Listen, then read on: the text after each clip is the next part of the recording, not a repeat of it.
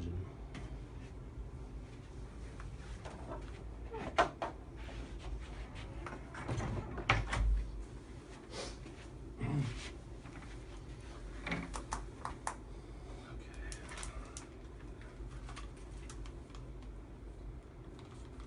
And it will tend to, as the show goes live, get a little louder in the headphones, just so you know. It'll get louder in the headphones? Yes, when the show goes live. So it may be quiet now, and people, oh, turn up something. And then when the show goes live, it's a little loud. So Okay. just be prepared. I can't hear worth a crap anyway. Yeah.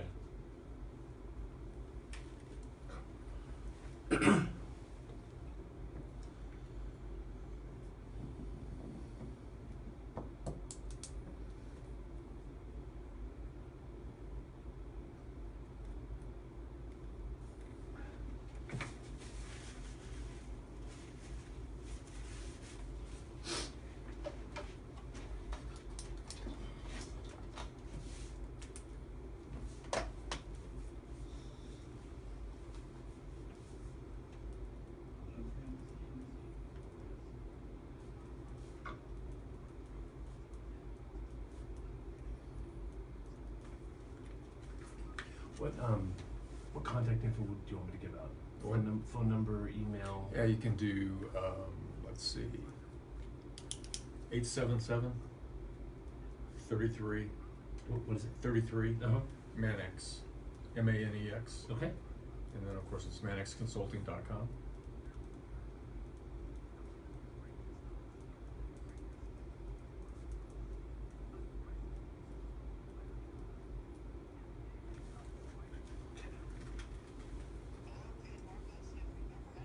Let's see, Jerry. Check. Check. Check. Go ahead. Check. Yeah, hi, check.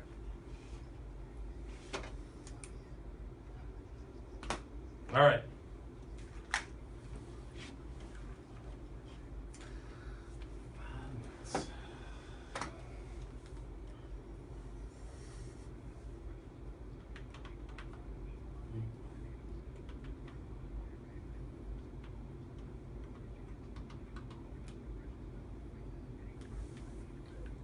So where are you going after this? I have an appointment with VPE, which is right around the corner. Okay. On 100 Commerce Circle, 110 Commerce Circle. Long-term client. Okay. Good friends. Yeah, we did their business. I did their business plan and the strategy, and we did some lean work there. And so it's an interesting company, very technically oriented. I have no idea what some of the machines they have to do this. Okay. What do they make?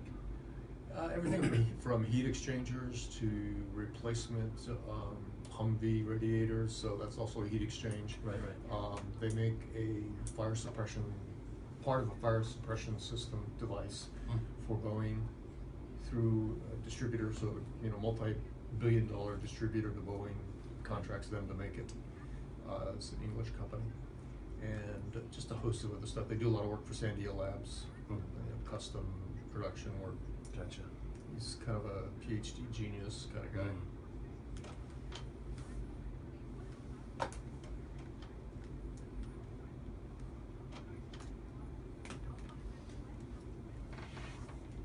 I see the state fairs there. Are you, do you ever go? I haven't been there. Fair? Yeah. Ever? Never.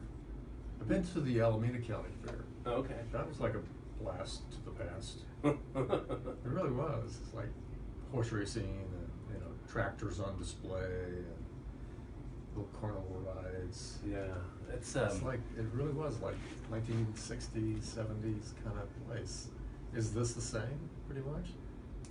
I think so. I haven't been in years, but I think it has a lot like that. I mean, it's got the FFA it's got the area for animals. Yeah, the you can see animals, the which for me, I never see an animal, so it's always like, oh look, sheep. Yeah. I think this also have like food. Yeah, lots of food. Areas, cake baking or decorating or food types things. Yeah. Like plants and stuff like that. Yeah. As well, so plus rides and games. We watched the horse races, and then they had mule races, which was interesting. That is interesting. Yeah. So this one used to have the horse race. I don't know if they still have the horse racing. That's fun if they do. It's fun to see horses racing competitively. Yeah, back when PwC merged, one of Cooper's old customs or traditions that would carried over was they would have a day at the fair, the races.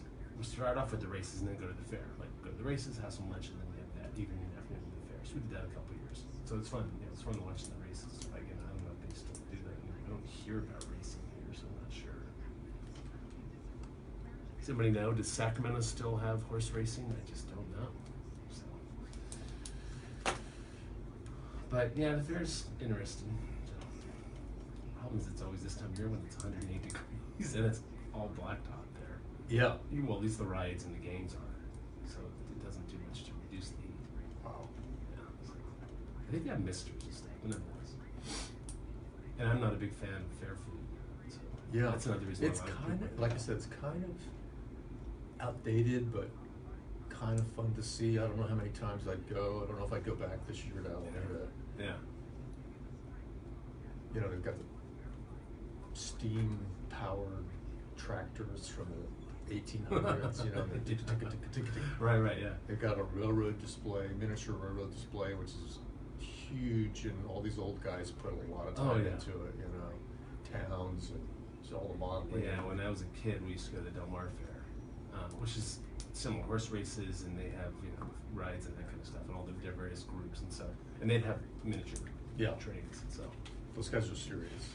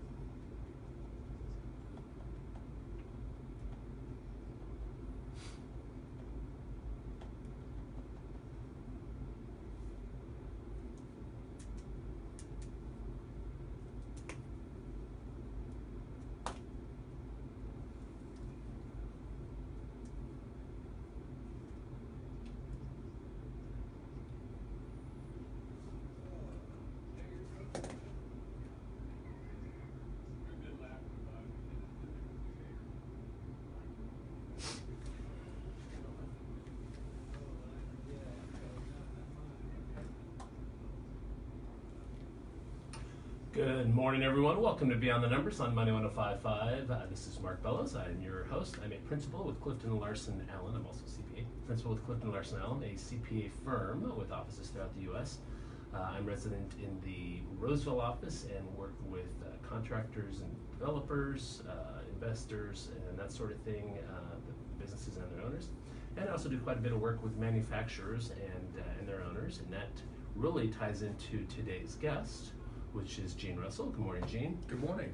Gene is the CEO and president of Manex Consulting. And so we'll talk a little bit about that and what Gene does in a minute and find out what Manex is all about. So it's good too, because I think Gene has a good pulse on manufacturing here in not just Sacramento, but all of Northern California, and probably throughout other parts of the country, because his varied background and being the president of Manex, he has kind of an idea of what's going on in manufacturing throughout the U.S. So I'm looking forward to an interesting show today. So Gene, why don't you tell us a little bit about yourself? Sure. So I head up Manex, which is a DBA for the Corporation for Manufacturing Excellence. And it was organized in 1995 as a nonprofit, member of the Manufacturing Extension Partnership, which is a nationwide group of consulting firms. There's 51, one in every state. But two in California. Two in California, yeah. actually. We're too big for one. Yeah. Right? So. Originally there were two, and we kind of did a partnership agreement, and we operate as one. Right, okay. That's CMTC down in Torrance. My good friend Jim Watson is the CEO down there. And the idea back in '88 when the group was established was, let's out-lean the least cost country. So the original sort of group was founded on a lot of engineers going out and helping companies lower their costs so they could compete with China, Japan, and everybody else. So as the because in '88 in those because days, that's what was happening. That was happening. Overseas was for a the number of labor reasons. advantage, Yeah, labor and advantage, then probably. the advent of containerized freight, of course, kicked off the outsourcing boom when you were able to containerize and simplify the whole process of bringing goods in. That was a big change. So the idea was to, let's lower our costs and let's compete. And as time went on, it quickly became apparent that there needed to be other areas of focus as well. But we like to think of ourselves as serving an underserved market. In other words, we serve the small, medium-sized manufacturer, of which most of California can be described as a small or medium-sized manufacturer. And California itself has the most manufacturers in the U.S. We're the state with the largest number of manufacturers, the largest concentration being in Indiana, as we discussed before the show. Yeah, before the show we were talking about the yeah. Midwest and how prevalent manufacturing Right. is there. So, but of course, California is such a big state. So that you can diverse. see why, yeah. So diverse. So but we have the most number of manufacturers. most number, but still about 10% of the GDP. Okay. And about 9% of the employment. So still pretty sizable. Yeah. And the thing about manufacturing is that it drives a lot of the R&D in the United States.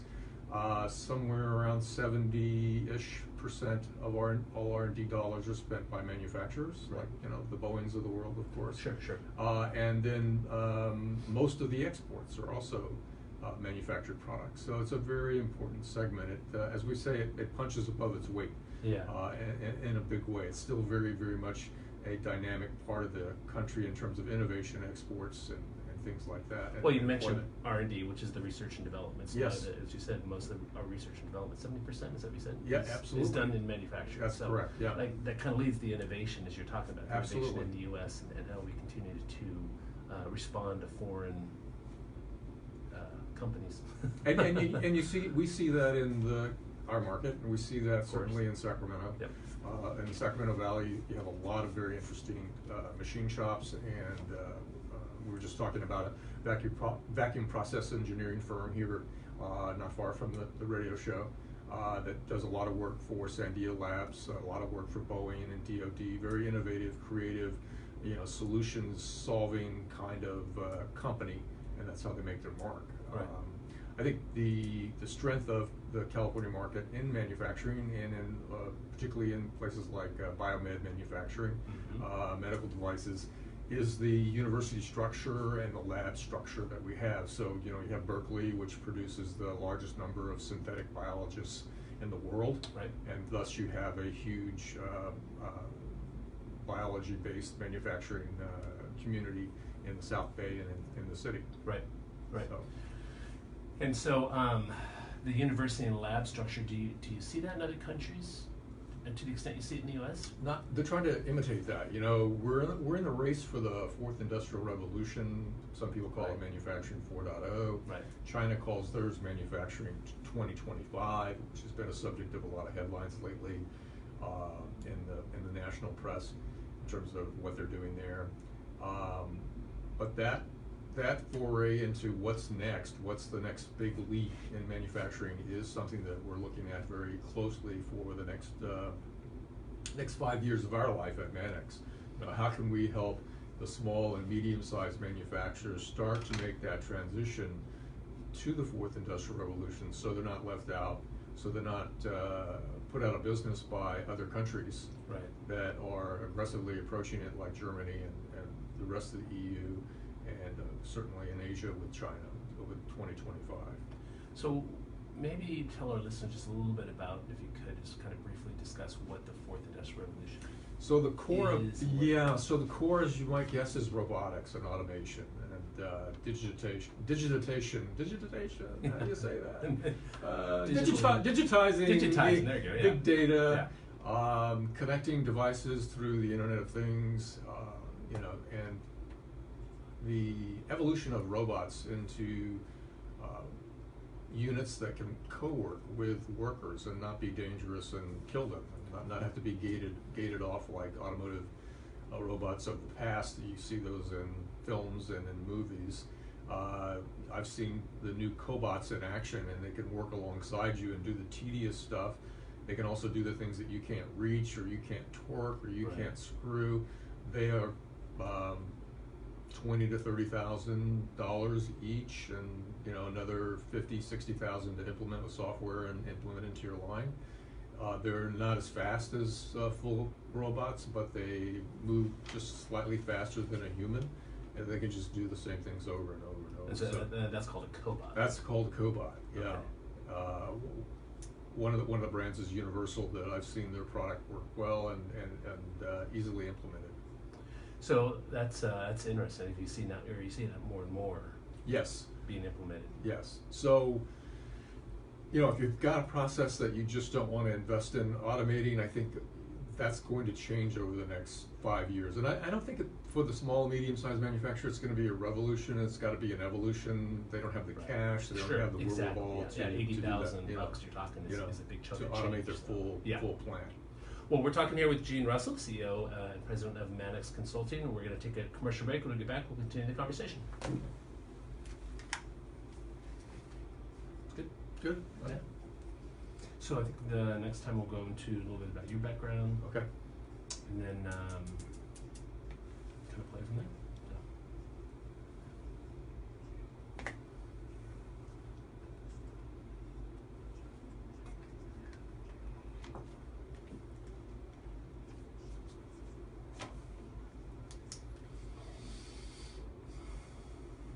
Are you a golfer? Are you a golfer? Not anymore. Blew my back out. Oh, really? Yeah. Golfing or doing something No, else? doing something else. Oh, gosh. But yeah, I cannot swing a golf club. You can't do that. It torques it. Oh, it's okay. I don't know how anybody that's had back surgery plays golf. I know some pros that do it. Tiger plays golf. Sure. It's like, Yeah. but he's had 4 surgeries, so. Yeah, I don't know. So you had back surgery after you blew it out? Mm-hmm. Okay. Were you laid up for a while? Yes. Mm-hmm. Well, that would be frustrating. Yeah.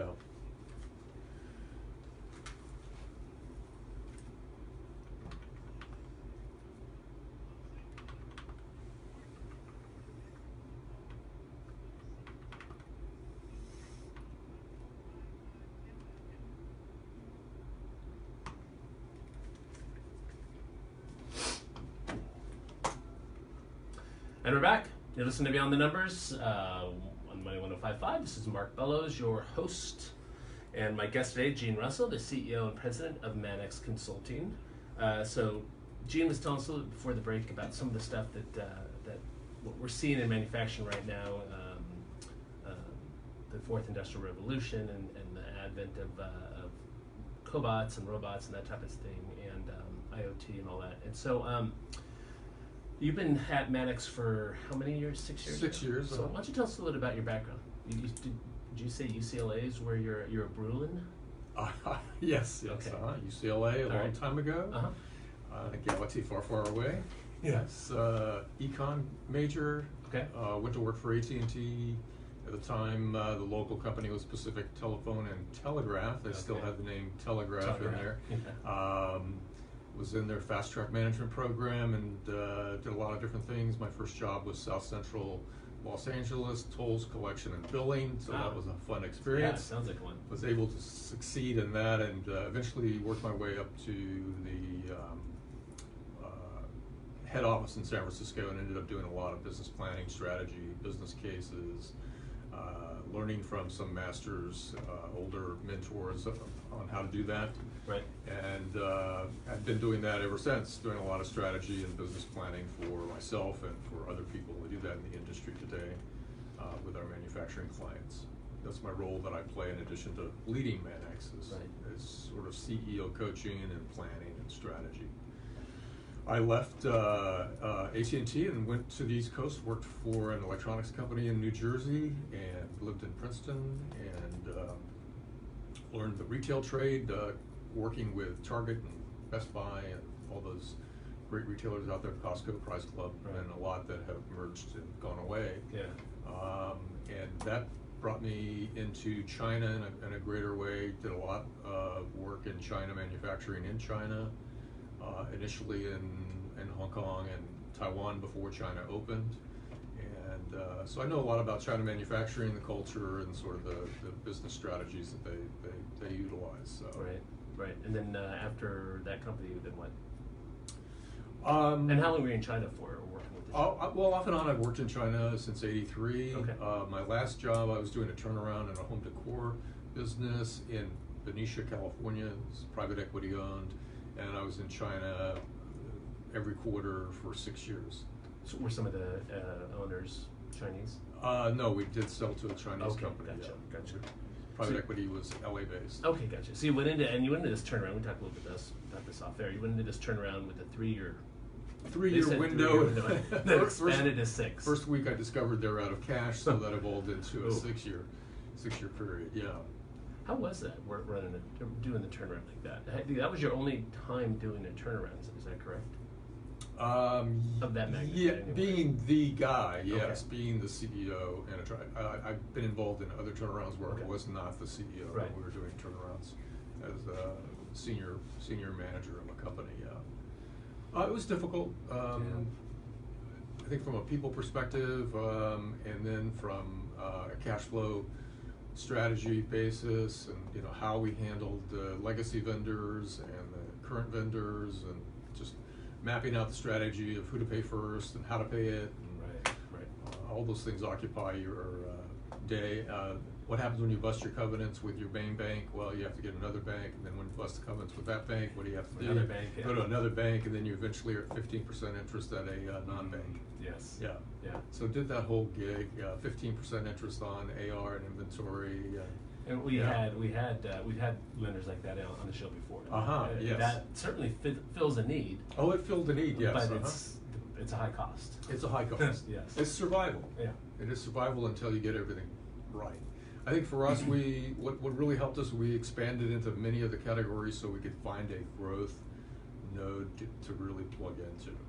So we were doing home decor, fireplace screens, and tool sets for 65 years. That was our history, very high end. And we plugged into the fireplace business at Restoration Hardware. Then they allowed us to bid on other stuff, on a core competency, which was metal. So we started making a metal window curtain rods for Restoration Hardware. Okay. So we were able to get into other categories. We got into wood shelving with them. We actually opened up Crate and Barrel. So we got into a much bigger customer base, and it lifted us out of that funk, if you will, because this not only did I get there when there was no cash and trying to do a turnaround, but the recession hit. Yeah. So and business stopped in 2009 with our core dealers. So we were going through about 7,000 fireplace shops. They're fireplace and patio shops throughout the U.S., independent, family owned. About half of those went away during the recession. Well, you said higher end, and that things like that are things people don't spend as much money on when they're in the recession. Right, So right, it's a right. challenge. When you're flipping houses and making tons of money, you can put a new fireplace screen in front of that fireplace. Yeah. So it was, I learned a lot, and I learned a lot about areas of China I'd never been to, because I'd always been in a fairly sophisticated electronics or appliances manufacturing sector, was usually in an urban environment. This was basically blacksmithing, so we got out into the interiors of China, into the little villages, and it was a very, very interesting experience for 6 years. Yeah, I can imagine so. While you were there, did you work with Manex?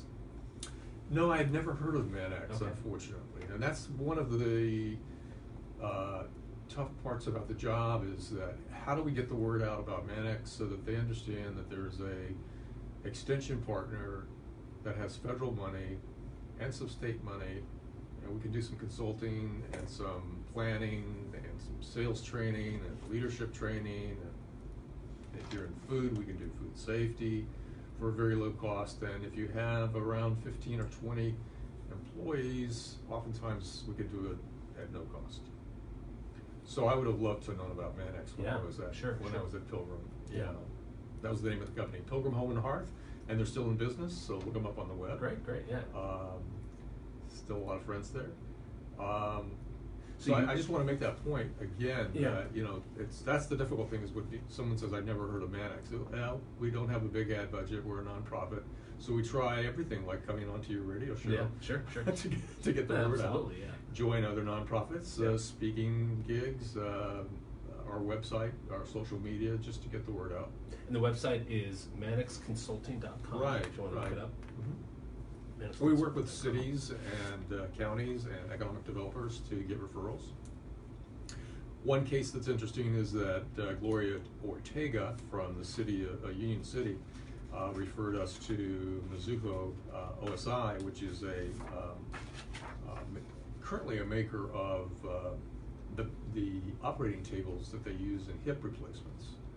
And Specifically only hip replacement. yes, now Okay. they are expanding. They want to be the go-to source for operating room products, so they're in an acquisition mode. They're acquiring some lighting and some things like that. Hmm. But what they're famous for are their very innovative operating tables that allow for very quick recovery. Gotcha. But they were looking to reduce their direct labor content and reduce their lead time, reduce their work in progress, because as a CPA, Yeah.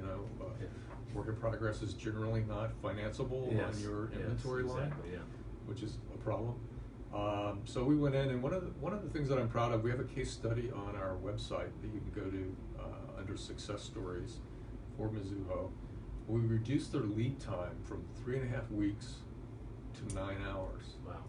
That's huge. So It's from huge. 24-ish days or so to 9 hours. Yeah, so 93% improvement. Wow. We reduced their direct labor content by 16%, so 39 hours down to 32 hours. And then there's some engineering things here that I'll have to ask my engineering staff to explain to me that they also did. But they made it more efficient. But there's engineering things. a Yes. number of case studies on our site, from food to metal to automotive to medical device. The other one that I like is Alter G, particularly because I like the product. Alter G was an idea that they took from NASA. It's a anti-gravity treadmill.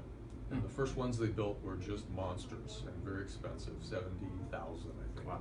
So they sold them to the NBA. Who could afford them? The NBA. Right. So, and individual NBA players have them at home as well, and it allows them to recover much quicker.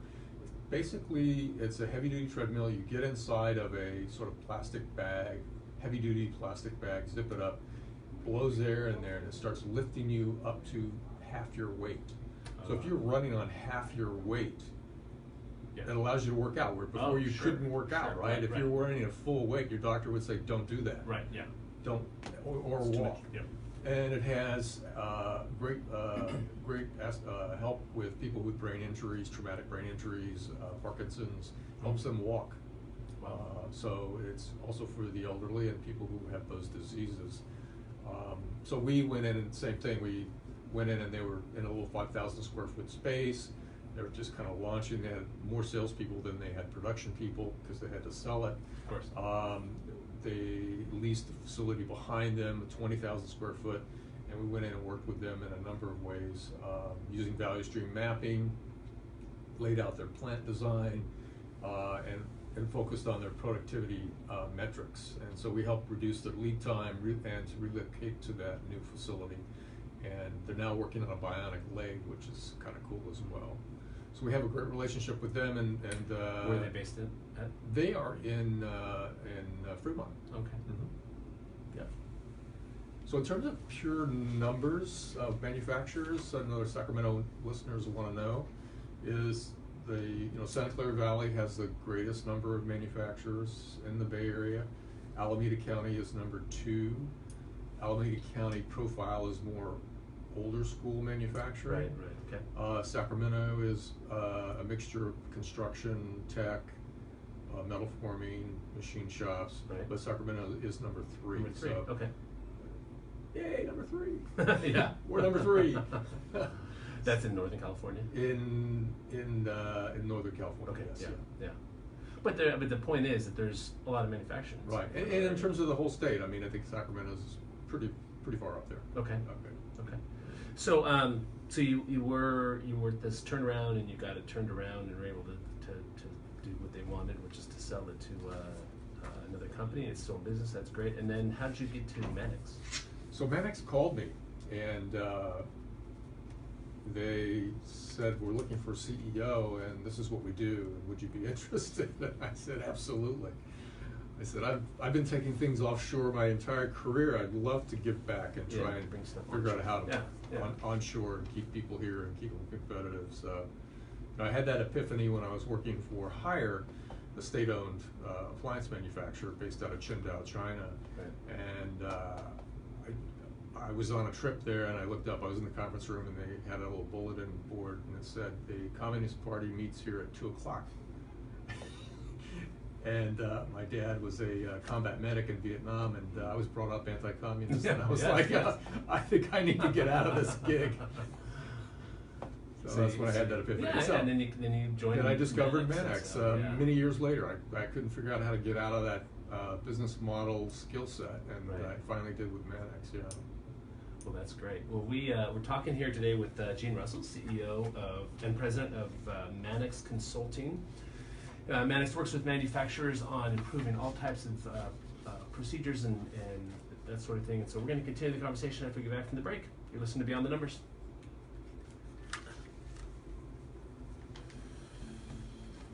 Dance music. Yeah. Jerry's been doing producing this many years. Started out in radio, music radio, and that sort of thing. So he likes to do some different things here and there.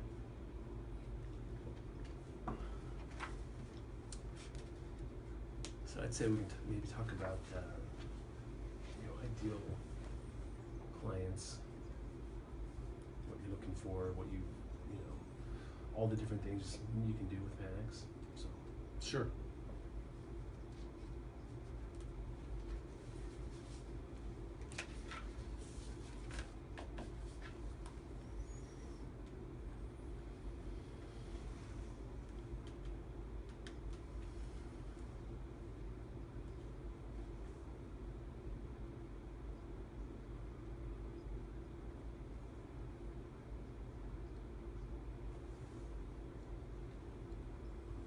How long have you been doing this?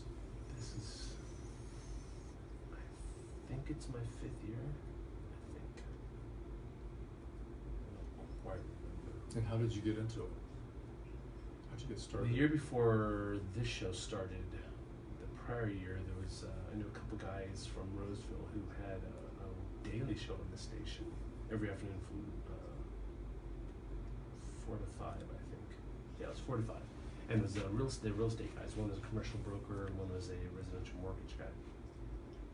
And so they wanted to bring in some tax expertise. So I'd come on the show every couple of weeks to talk about the tax, what's going on in the latest in the tax world. And there's another guy who'd come on, investment advisor with Rick, and Rick would talk about his stuff on that. So the two of us together. Well, what happened is they ended up after the end of the year. They said, "We're not doing the show anymore because it's tough to do this every day." Coming from Roseville down here every day and then back to Roseville. I mean, that's a couple hours out of the day, and so unless you're generating a lot of business, this is a tricky thing to do. So they stopped their show, and Rick and I said, "We really like doing this. We want to continue doing it. Why don't we do it together?" So he started it in January on the mornings here. I went through busy season working, and then after busy season came and joined them like early May, late April. And so been going ever since then. Rick left after a couple years. I think it was after 3 years. I can't remember.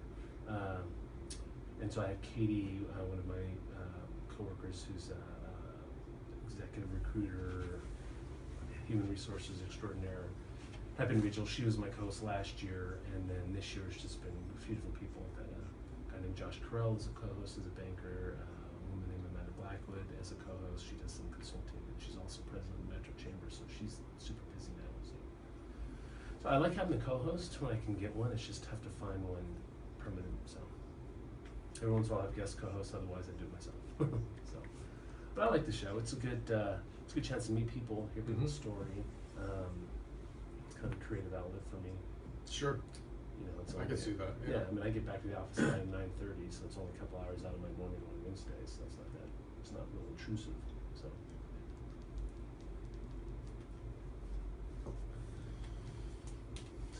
I got some interesting guests coming up. Did you grow up in San Diego? I did, Escondido. Escondido? Yeah.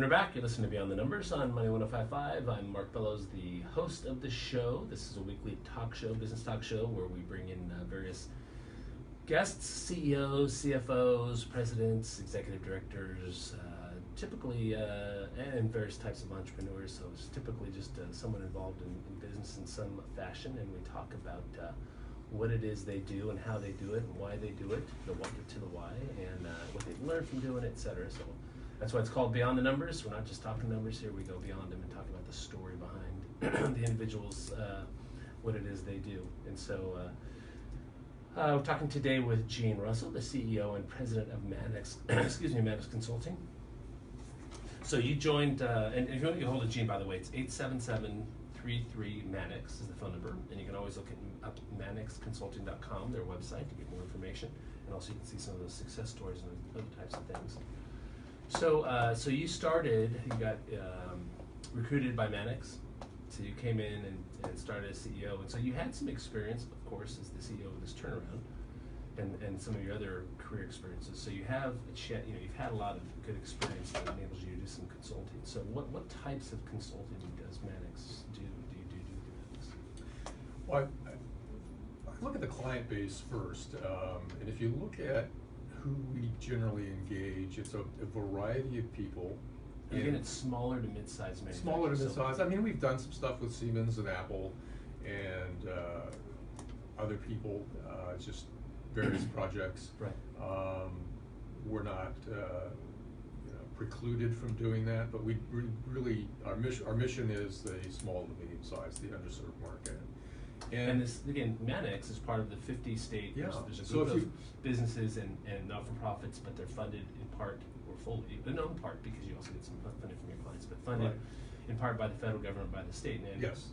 I think the point, if I get it right, the point really of what you guys are doing is to help U.S. American manufacturing grow, stay strong. I mean, it's to help us remain competitive on the world market. Right. So the organization is under NIST, which is under the Department of Commerce. Yeah. So it's the NIST MEP. So if you want to go to nist.gov/MEP, and you can learn about the program. For us, it gives us a sort of a national mothership of best practices, and here's what we're finding works in this situation. You should try it in your state. We're able to share best practices and get together once or twice a year and go to a series of classes on various topics, and we share via websites on NIST, what's working, and if someone's looking for a supplier, let's say a Sacramento food company is looking for a co-packer to make barbecue sauce, right. and they can't find one in this area, we'll help them find it wherever they may be. If only it's in Austin, Texas, we'll find that through the NIST network. But our clients tend to be, they tend to be either proactive, they want to grow, they're doing fine, they want to take it to the next level. Maybe it's the next generation has taken over, and they're looking to make some changes and to grow dad's or granddad's or great granddad's business. Which again and that's prevalent throughout society. Absolutely. I mean, there are a lot of businesses where it's going from one generation to the next. A lot of people that are running businesses nowadays that are older, and so they're wanting to get out. And so I think the generational transition is, like I said, is very prevalent in business. And so that not everyone. I guess I shouldn't be shaking my head on radio, right? But not everyone. I agree with you. Yeah, not everyone knows how to do that. In fact, most don't. Yes. So that's one of the things we do as CPAs in our firm is we work with companies and clients about how to do that transition. Right. And then you do the same thing. Yes. Yes, and CPAs are very important to our business. We work closely with them because they are, the financial powerhouse. Right.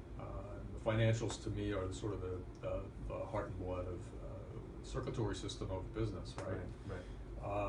Then we have clients that are reactive, and it's like, oh, hell, something's going south here. Gotta do something quick. And sometimes those people come to us indirectly. They've gone to the city, the chamber, they've gone to the WIB, which is now the WDB or WBD, and they need help.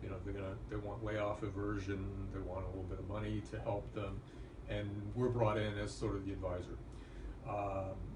or they're forced by their supply chain. You know, they're a small company, so they're supplying up to a bigger OEM, whomever that might be. Right. Could be, you know, could be in the food business. It could be Costco demanding a food safety certification that they don't have. Right. We can get that for them at, like I said, a low cost or no cost. It could be ISO certification, which is the quality certification. Right. We do 4 of those a week, 5 of those a week. Really? It's crazy. You know, biomed Does that have to be certification. redone? Does ISO have to Yes. be redone? Okay. There's a new one out for ISO 9001, which is 75% of ISOs are 9001. Okay. It's 2015 is the update, but it's due by the end of September. Okay. So you So guys, even though it's 2015, it's due 2018. Gotcha. September. Yeah. So you're working And with there are changes. We have a white paper that you can download on our Okay. web on what's the difference and why. ManexConsulting.com. Yes. And then there are people within that OEM supply chain that get that squeeze constantly for lower costs. There, in fact, as you probably know, there are some big suppliers that tell their supply chain, you know, every year we want 10% better cost. So how do you do that? Yeah. You know, that's tough. Yeah. So we've done a lot of that. We've done that in Sacramento. We've done that for an aerospace supplier here in Sacramento. Going to the mothership, Boeing, who's requiring a 10% cost improvement, and just grinding, and we relayed out their line. We did a value stream map, made a lot of recommendations on how they could cut costs on making that particular product. So, You know, I think one thing you mentioned there real quick, or maybe not real quick, but one thing I think is interesting in talking with others with Manex, I thought that was fascinating, is one of the things you guys do is you'll work with the manufacturer about relaying out their line, like you said. And so they may not even, I mean, again, I don't know, you deal with your clients, of course, so you know, but I don't know how many of them even think that is one of their options. I mean, but I think that yeah. I mean, that can lead to such efficiency. yes. And they may not even understand it, Right. realize it, because the line may have been laid out based on the parameters of the building at the time or something. Right. Versus So what's most even efficient. the simple thing of, you know, where's the broom? Yeah. How many steps a year does Joe or Bill or Bob or Betty take to find the broom every morning? So part of the Toyota production system that sort of everybody follows and drives a lot of the lean and Kaizen and those kind of events, 5S or 6S, which is basically organized, staying organized. Right. We do a lot of those. We start our lean journey with the 5S, which is the organization, and then go to Kaizen events, which are events that everybody participates in to find continuous improvement, which is what Kaizen means in Japanese. Okay, continuous improvement. Continuous improvement. And then we take it further to other lean events. So we're looking for ways to cut out steps and material as well. Yeah. It's interesting. So, again, I don't think in talking with people that they realize the impact that can really have. And then the thing I also want to mention is how important workforce continues to be and grow in importance. And so we're doing, in addition to the ISOs, we're doing a lot of leadership training. Okay. And bringing people's workforce up to the point where they're able to make decisions independently. They're not constantly looking for the supervisor. They're not blaming the supervisor. They're, you know, they're looking at themselves as individual leaders. And so we have a series of workshops which is creating an entrepreneurial workforce, and it's been very popular. And on our website, if you go to Bay Cable, you'll see an example of that. There's a video actually on under manufacturing videos under success stories. And so tell us a little bit about that, what happened at Bay Cable. So Bay Cable, they were looking for workforce, and they were looking for new people, and they decided, and different skill sets, and they decided to instead train what they had and to bring their existing workforce up to the next level. Right. It was interesting. I met a person there who was just so frustrated. He was ready to quit, and he worked on the production line, and he, through the process that we have, he actually became a leader, made the final presentation and giving a PowerPoint, and was completely energized. So that's what we That's look awesome. to do. Yeah. Look to do. That's Yeah. great. And so So that's the workforce engagement is a crucial piece as well. Absolutely. Yeah. Yeah, I think, there's going to be, at some point in the future, we talked earlier, we started a whole conversation with manufacturing 4.0. Right. There's going to be this blending of taking your workforce, upscaling it, and then matching it with technology. Right. To really globally compete and continue to be competitive. And pair that with what you talked about, the next generation, to make sure that the next generation is able to either get that business or sell it, and it's still a viable business. It's just not some outdated, manual production factory that has no real value. Yeah, except yeah. in its parts. Exactly. Yeah. Which unfortunately there are a few of those around. Mm-hmm. So It happens. let's get We weeded see out it. over We time. definitely see it. Yeah. Yeah. All right, we're going to take a break. When we Okay. get back, we'll wrap up our day and our conversation. We're talking with Gene Russell, the CEO and President of Manex Consulting.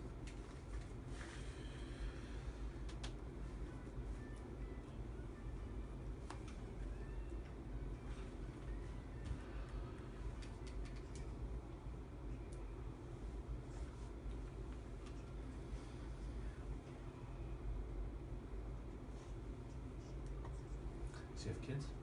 I have 2 grown and 3 grown step children. So Okay. yeah.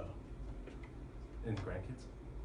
Grandkids? I have 3 little girls who are, the step grandchildren. My 2 kids are so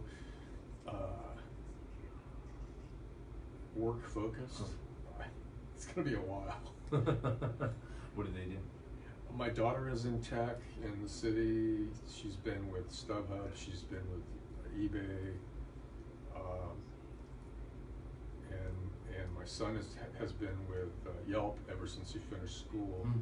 He's now director of sales for Chicago area. Mm. Yeah, doing well. Just bought a $800,000 house. Good for him. Didn't ask me for a dime. That is good. I Right was there. like, what? I kept waiting. That's great.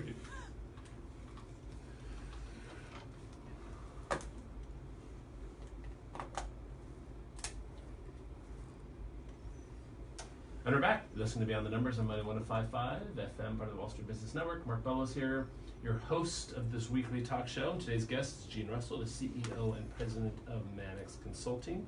If you want to get a hold of Gene, 877-33-MANEX. You can also look at the website, manexconsulting.com. And so, what else you got? Maybe some of the things we talk a little bit about, but maybe you could summarize quickly, or not summarize, but at least give us an idea of the various things that you do. So you do lean consulting, you do Yes. Six Sigma. I mean, what else? I know you guys can help people with getting ETP grants. So if we don't do it, we find a contractor who can, Okay. and we hire them on a 1099 basis, and then that way we can run it through the ETP and federal funding and lower the cost. Okay. So if somebody needs welding training, we found a welding trainer from a community college who can do that. So Okay. You're not sure if you're paying your folks right and you need a salary survey, we found somebody that can do that.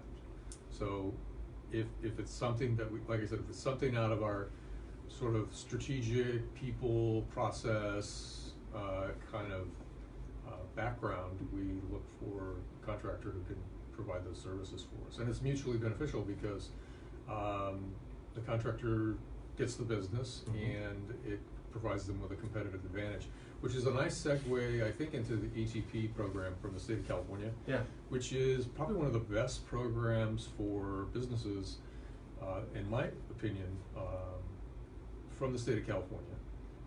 They take, my understanding, and I hope they don't call me later and correct me, you, but they take a portion of the unemployment tax yes. and they set that aside for training, and that's available on an individual basis to the firms out there. So Tesla has a huge amount of ETP for training, for example. A lot of companies have ETP. Many of the small and medium-sized companies don't know what it is. Exactly. Yeah. And secondly, for us, it's much easier for them just to go through us. They don't have to do the paperwork. Because it is a grant, and you have to apply for the grant. So You there's a have lot to of use people it. involved. You have yeah. and a lot of people we find, even mid-sized companies, they don't know how to use it. They apply for it, they get, $100,000 for training for the year, and then at the end of the year they have 90 left. So they haven't used it. So, we can help manage it. We can do the training ourselves, and that way there's no work on their part. And again, the state of California provides funds. Provides to help that funding, companies do right. training, and they use it for our unemployment insurance. So it's not It's something you already paid for. something it's paid You're for. paying through- for it, so yeah. you should So use you it. should be using it. You want to Absolutely. train your people to make them better, you can train them on a variety of topics. You cannot train them on certain things like, let's say you bought a piece of branded equipment. You can't train them on that branded equipment. That's the company that sold you responsibility. Oh, gotcha, okay. Got it. So if you buy a KUKA robot, KUKA has to train you. Gotcha. But it is a tremendous asset. You can Google ETP, State of California, find more about it. We also help people get their own ETP. So we actually will help you get the money, and then we get a small percentage of the contract. Or like I said, we'll do the training, and you don't have to do anything. Right. But either way, I think it's just a fantastic asset that everybody should be using. If you think you have enough horsepower on your staff to manage it, you have an HR person, you have a production manager, you have enough staff that's going to manage it, I think you should look at doing some of your own.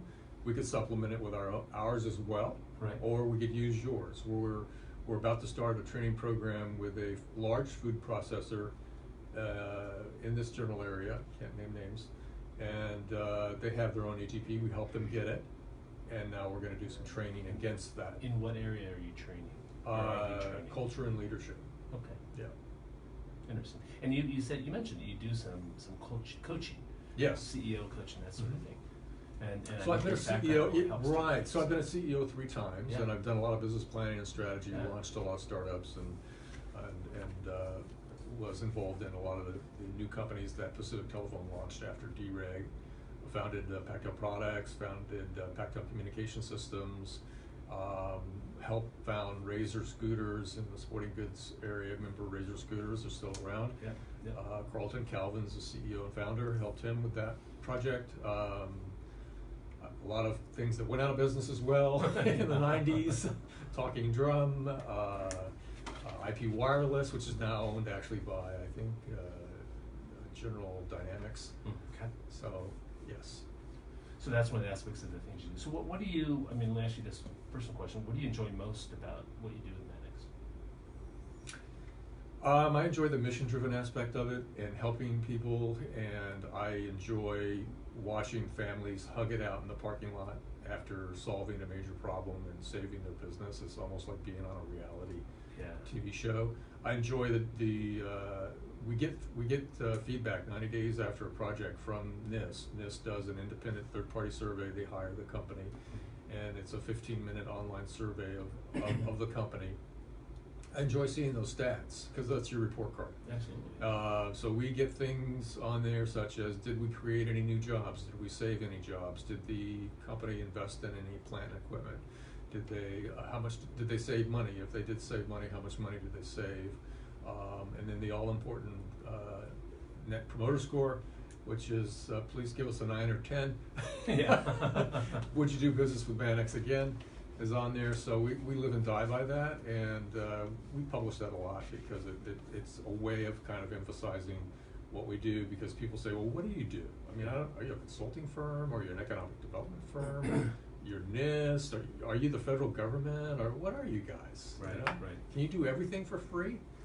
No, but a lot we can, so Yeah. call us. Or you can get for reduced price. So, the reduced price, underserved market,